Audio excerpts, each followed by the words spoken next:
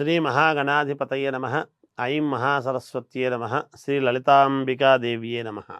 రాశిఫలాల కార్యక్రమంలో భాగంగా ఈ ఆగస్టు 15వ తేదీ నుండి నెలాఖరు వరకు కూడా కన్యారాశి వాళ్లకు ఎలా ఉంది అంటే మహాద్భుతమైనటువంటి ఫలితాలు ఉన్నాయి అని తెలియజేస్తున్నాను. కన్యారాశి వాళ్లకు దాదాపు ఇంకా 10 సంవత్సరాల వరకు కూడా మంచి మంచి ఫలితాలు ఉంటున్నాయి. మీకు ఎన్ని వందల కోట్ల అప్పు ఉండినా, లేదా లక్షల అప్పు ఉండినా, లేదా వేల రూపాయలు ఉండినా, అంటే ఎవరెవరికి ఏ ఏ స్థాయిల్లో ఉంటారో తెలియదు. అంటే వందల కోట్లుంటే కూడా ఎలా అంటే మరి ఎవరి వ్యాపార సంస్థలు ఎవరి యోగ్యత వాళ్ళది కదా. అందరూ ఒకే రకమైనటువంటి వాళ్ళు ఉండరు కదా. అలా ఎంత అప్పు ఉండినా ఆ అప్పులు ఖచ్చితముగా మీరు తీర్చుకుంటారు గాక ఇంకొకరి మీద వేయరు, మీరే తీర్చుకుంటారు. రావాల్సినటువంటి ధనం చూడండి, మీరు అప్పు అయ్యింది అంటే గతంలో వచ్చుంటేనే కదా మీకు అప్పు అనేది అయి ఉంటుంది.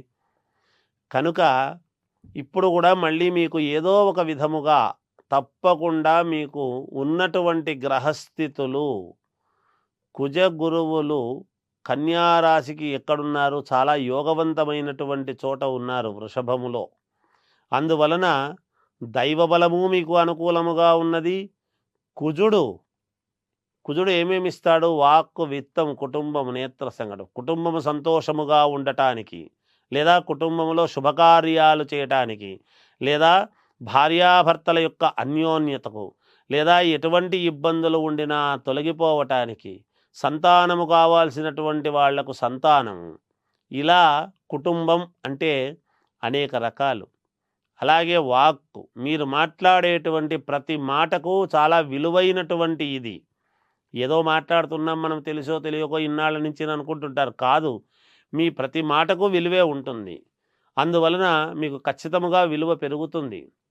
విత్తం అంటే ఐశ్వర్యం, ధనము, పొలాలు కావచ్చు, పంటలు కావచ్చు, లేదా వ్యాపారపరముగా వ్యాపారాలు చేసుకునేటువంటి వాళ్లకు కావచ్చు, రియల్ ఎస్టేట్ రంగంలో ఉండేటువంటి వాళ్ళు కావచ్చు, ఇలా ఒక రకము అనేటువంటిది కాదు, ఉద్యోగాలు చేసుకునేటువంటి వాళ్లకు కావచ్చు, తప్పకుండా విత్తం అనేటువంటిది తప్పకుండా కుజుడు అనుకూలముగా ఉన్నాడు కాబట్టి ఖచ్చితముగా వచ్చి తీరుతుంది. ఉద్యోగాలు రావాలి అని అనుకొని ఎప్పటి నుంచో ఎదురు చూస్తూ ఉండేటువంటి వాళ్లకు కూడా కుజ గురువుల యొక్క అనుగ్రహము చేత తప్పకుండా వచ్చి తీరుతుంది ఉద్యోగము. ఎటువంటి ఆందోళన పెట్టుకోవద్దండి గాక. ఇక్కడ ఏముంటుంది అంటే, మరి వస్తుంది అంటున్నారు కదా, మరి ఇంకా ఇంతదాకా రాలేదే మాకు అని అనుకునేటువంటి వాళ్ళు, ఇచ్చేటువంటి వాడి యొక్క ఇది కూడా ఉండాలి. అది కూడా మనం గమనించాలి, ఎవరు ఇస్తున్నారు, ఎవరు ఇవ్వబోతున్నారని. అందువలన ఆ ఇచ్చేటువంటి వాడిది కాస్త అటు ఇటు ఉండవచ్చును, కానీ మనకు రావటానికి సిద్ధముగా ఉన్నదని గ్రహించండి. అలాగే ఉద్యోగాలు చేసుకుంటూ ఉండేటువంటి వాళ్లకు ప్రమోషన్లు లాంటివి, ధనపరముగా ఎదుగుదల ఉన్నట్టుండి, ఒక ఎదుగుదల అనేటువంటిది ఏ రంగంలో ఉండేటువంటి వాళ్ళకైనా వస్తుంది. వ్యాపారాలు చేసేటువంటి వాళ్ళు కొత్త వ్యాపారాలు చేయటము, ఆల్రెడీ ఫైనాన్స్ డిపార్ట్మెంట్లో ఏదో డబ్బులు ఇచ్చేటువంటి వాళ్లకు అనూహ్యముగా వడ్డీలు ఎక్కువ తీసుకోవటము, లేదా వస్త్ర దుకాణాల వాళ్లకు విపరీతంగా వస్త్రాలు అమ్మిందానికి డబ్బులు రావటము, ఇలా మన వ్యాపారం చేసుకునేటువంటి ఈ రాశి వాళ్లకు, రియల్ ఎస్టేట్లో చేసేటువంటి వాళ్లకు డబ్బులు రావటము, భూపరమైనటువంటి డబ్బులు రావటము, ఇలా స్త్రీపరముగా డబ్బులు రావటము, ఇలా అనేక రకాలుగా తప్పకుండా మీకు మేలు జరిగేటువంటి విధముగానే ఉన్నది. విద్యార్థులకు చాలా యోగవంతముగా ఉన్నది. ఇక వ్యాపారస్తుల సంగతిని చెబుతూనే ఉన్నాను కదా, అత్యంత అనుకూలముగా ఉన్నది. వాహనాలు కొంటారు, నూతన గృహము కొనటానికి కానీ, లేదా అపార్ట్మెంట్ కొనడానికి కానీ, లేదా స్థలము తీసుకొని కట్టించడం లాంటివి కానీ జరుగుతాయి గాక. అలాగే ఎప్పటి నుంచో మాట్లాడినటువంటి వాళ్ళు కూడా మీతో మాట్లాడడానికి ప్రయత్నాలు చేస్తారు. ఎవరి వల్ల అయితే మీకు ఇబ్బంది మీకు ఇబ్బందుల పాలు చేసినారో, ఎవరైతే మిమ్మల్ని ఇబ్బందుల పాలు చేసినారో వాళ్ళే మళ్ళీ మీకు సహకారము, చేయూత ఇచ్చేటువంటి విధానముగా ఉండబోతుంది రాబోయే రోజుల్లో అనేటువంటిది ఉన్నది. ఏ సంస్థ అయితే మీరు పెట్టి నష్టపోయినాము అని బాధపడ్డారో, ఎక్కడైతే పోగొట్టుకున్నారో అక్కడే వెతుక్కోవడం లాంటిది కూడా జరుగుతుంది. పరిణామాలు అనూహ్యముగా చకచకా మారిపోయి చాలా అనుకూలవంతముగా ఇదయ్యేదానికి ఎక్కువగా ఉంది కన్యారాశి వాళ్లకు.